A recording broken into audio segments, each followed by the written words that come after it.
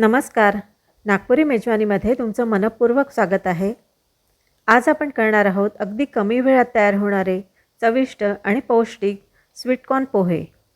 सकाळच्या नाश्त्यासाठी, मुलांना डब्यात देण्यासाठी किंवा संध्याकाळच्या हलक्या खाण्यासाठी हा एक उत्तम पर्याय आहे. चला मग सुरुवात करूया रेसिपीला. कॉर्न पोहे करण्यासाठी मी वाटीभर एवढे जाड पोहे घेतलेले आहेत. हे पोहे आपल्याला सर्वप्रथम व्यवस्थित धुवून घ्यायचे आहेत. वाटीभर पोहे 2 माणसांसाठी अगदी पुरेसे होतात. हे पोहे मी आता 2 वेळा पाण्याने धुवून घेत आहे. पोह्यामधलं पाणी आता निथळून घ्यायचं आणि गाळणीमध्येच हे पोहे असे पसरवून ठेवायचे. 10 मिनिटं हे पोहे आपल्याला असेच ठेवायचे आहेत.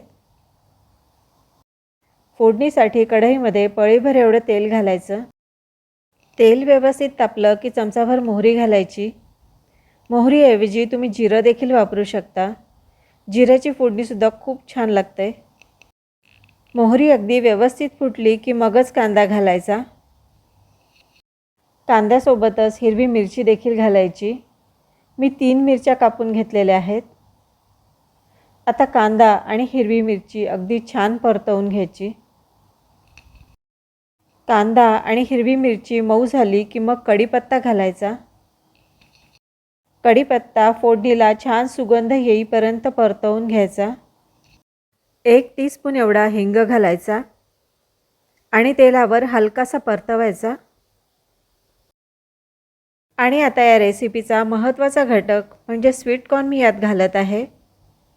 स्वीटकॉर्न हे त्याच्या नावाप्रमाणेच अतिशय गोड असतात आणि हे शिजायला जास्त वेळ लागत नाही, अगदी लवकर शिजतात.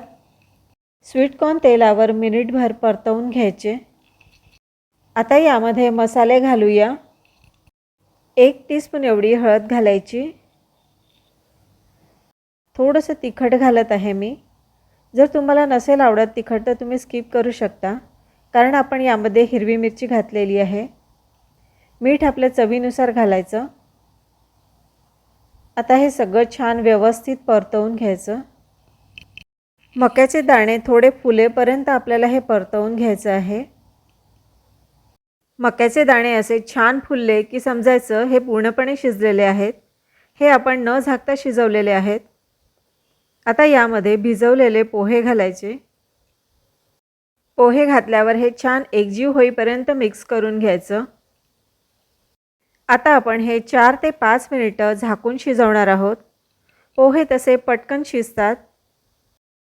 गरमागरम असे पोहे आता तयार झालेले आहेत. आता यामध्ये कोथिंबीर घालायची. आवडत असल्यास तुम्ही यामध्ये किसलेलं सुकं खोबरं किंवा ओलं खोबरं देखील घालू शकता.